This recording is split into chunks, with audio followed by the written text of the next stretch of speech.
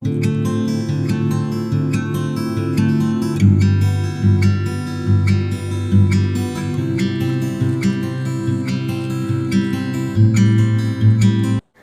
kamu orang, kali ini saya akan share saya punya birth story. Saya yakin kita semua sebagai mama, kita semua ada story masing-masing tentang kita punya proses persalinan dan juga cerita-cerita yang berkaitan dengan persalinan. Nah, kalau saya ya ini saya punya birth story yang kelima.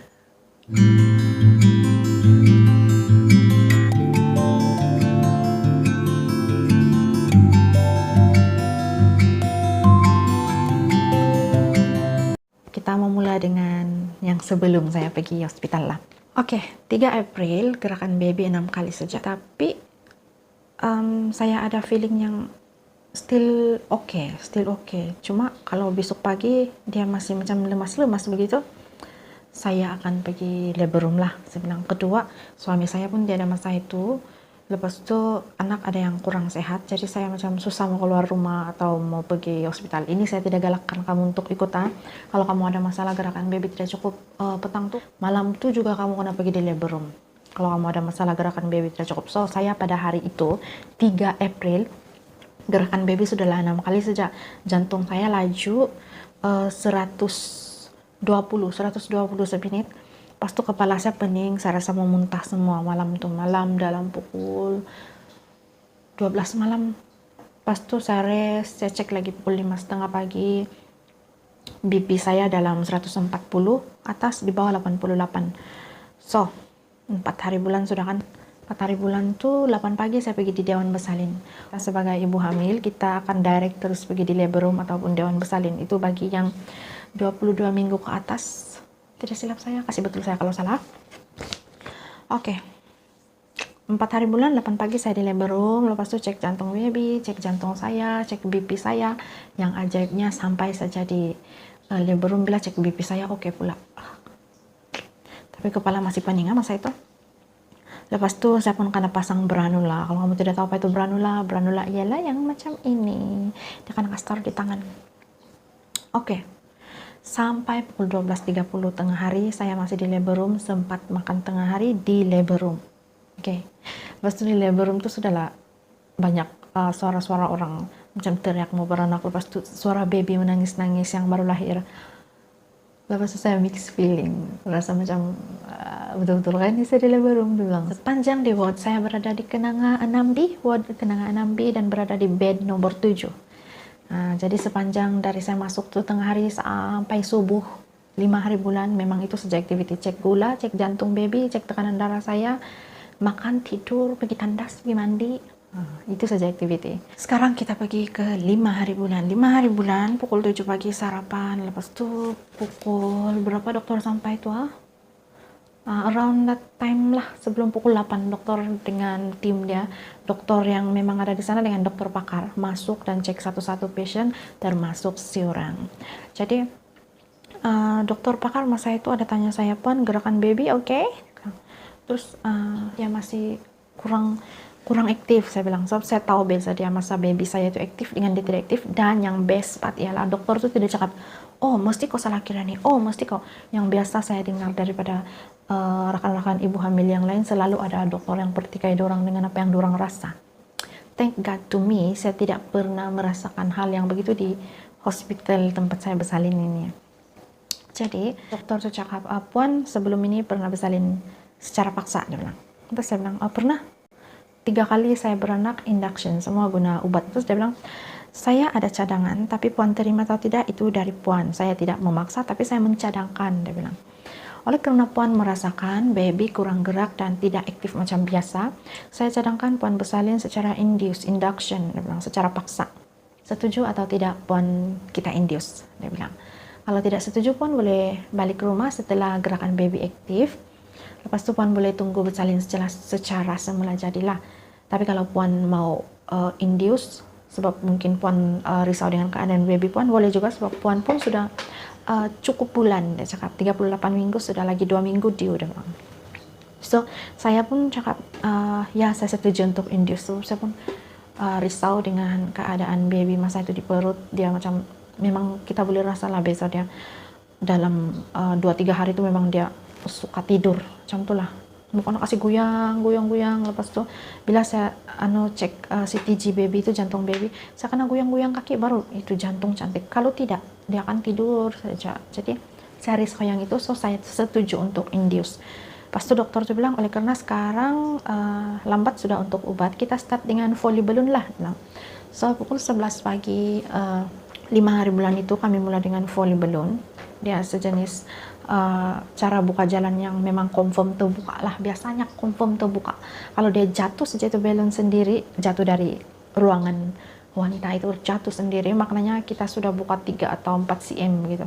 Tapi in my case pasang pukul 11 pagi sampai besok dia 6 hari bulan, tiada sakit, tiada bukaan, tiada apa-apa, kecuali 2 jam pertama selepas saya kena insert balon itu saya ada bleeding, agak meriah daripada punya darah merah. Tapi saya rasa itu macam pembukaan yang di pintu rahim lah, cuma dia tidak terbuka saja atau mungkin dia pelembutan pintu rahim, saya pun tidak paham, tapi memang ada bleeding.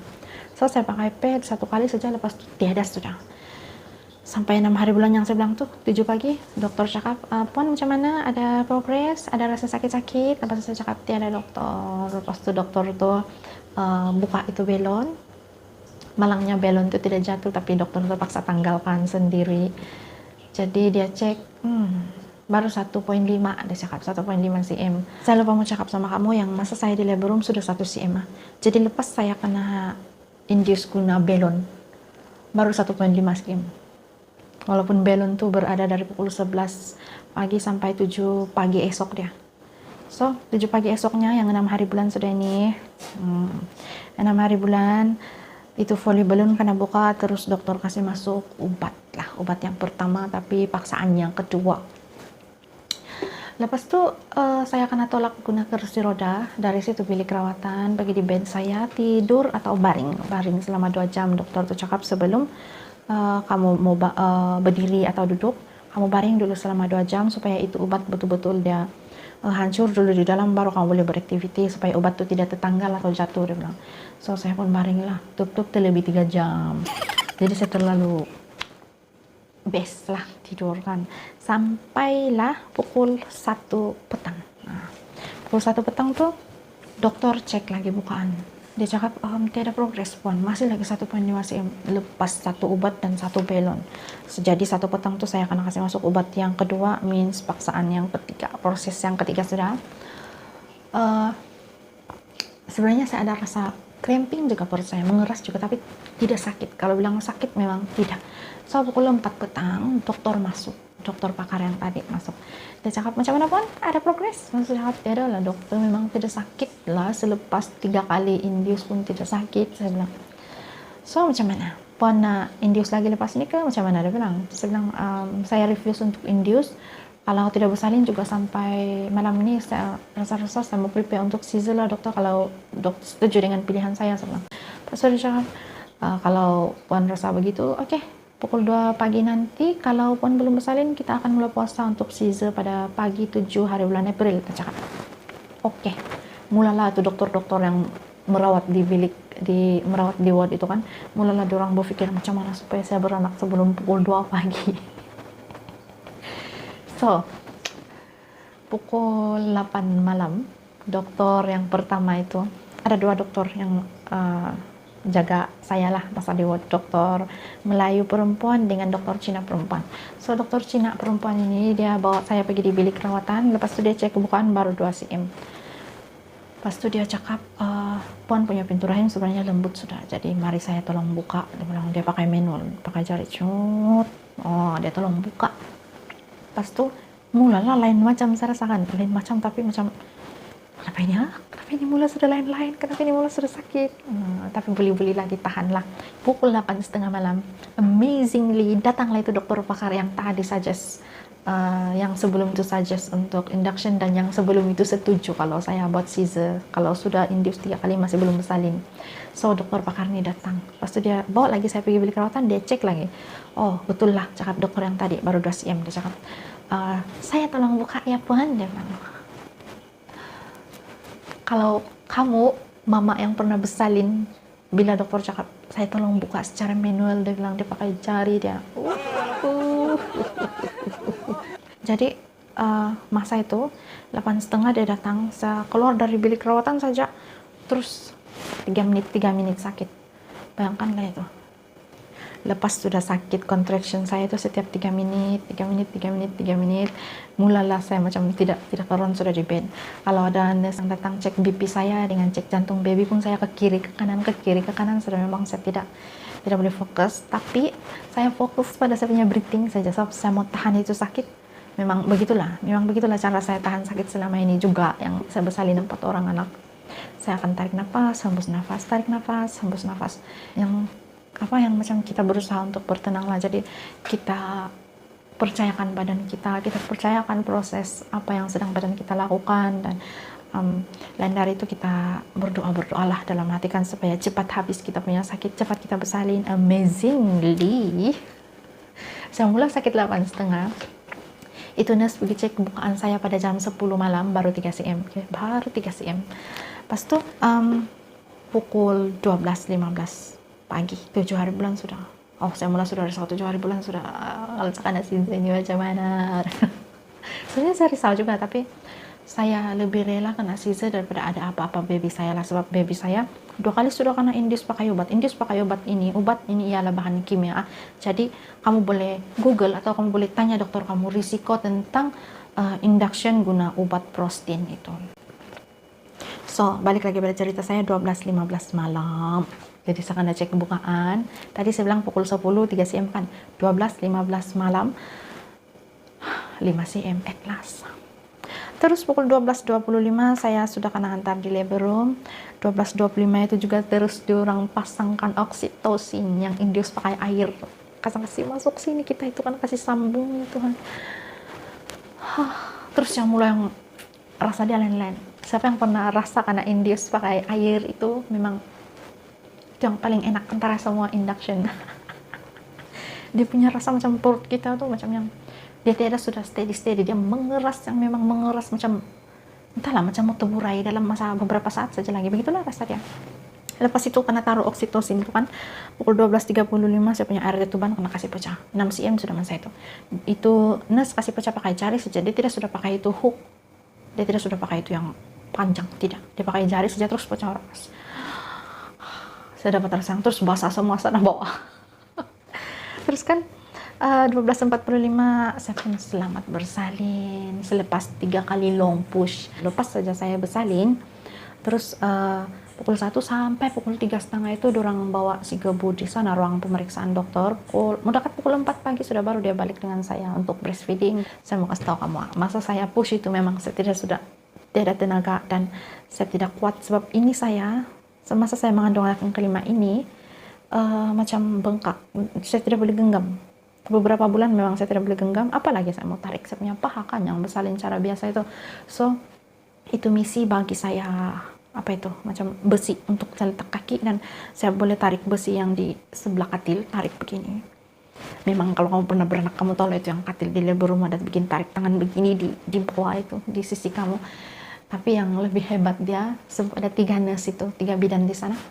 Kiri dia tolak perut saya pakai begini, dia tolak turun bawah, dia tolong tolak. Yang sebelah kanan pula dia tolong tolak pakai siku, tolak baby.